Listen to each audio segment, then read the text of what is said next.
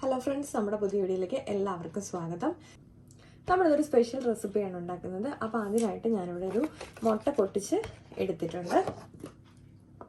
ഇതിലേക്ക് ആവശ്യത്തിനുള്ള ഉപ്പ് ചേർത്ത് കൊടുക്കാം. നമ്മുടെ മുട്ടയിൽ ചേർക്കാനായിട്ട് ഞാനിവിടെ ക്യാരറ്റും ഒരു സവാളയും കറിവേപ്പിലയും പച്ചമുളകും കൂടെ ഇതുപോലെ ചെറുതായിട്ട് അരിഞ്ഞെടുത്തിട്ടുണ്ട്.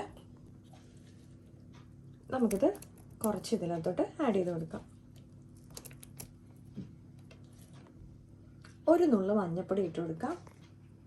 ഒരു നുള്ള് മുളക് പൊടി ഇങ്ങനെ ചേർത്ത് കൊടുക്കാം. നമുക്കിത് നന്നായിട്ടൊന്ന് മിക്സ് ചെയ്തെടുക്കാം.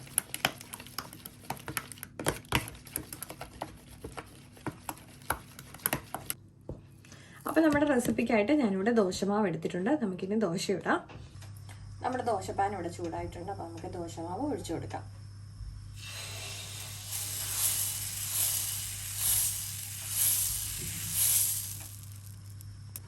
നമുക്ക് ലേശം നെയ്യിനകത്തോട്ട് ചേർത്ത് കൊടുക്കാം. നമ്മുടെ ദോശ കുക്കായി വരുമ്പോഴത്തേക്കും നമ്മൾ മിക്സ് ചെയ്ത് വെച്ചേക്കുന്ന മുട്ട നമുക്കിതിൻ്റെ പുറമേ ഒന്ന് ഒഴിച്ചു കൊടുക്കാം. ഇതിലേക്ക് നമ്മുടെ കുരുമുളക് പൊടി നമുക്ക് ചേർത്ത് കൊടുക്കാം. നമുക്കിനി ഇതൊന്ന് മറിച്ചിട്ട് കൊടുക്കാം. അപ്പം നമ്മുടെ സ്പെഷ്യൽ ആയിട്ടുള്ള റെസിപ്പി ഇവിടെ റെഡി ആയിട്ടുണ്ട്.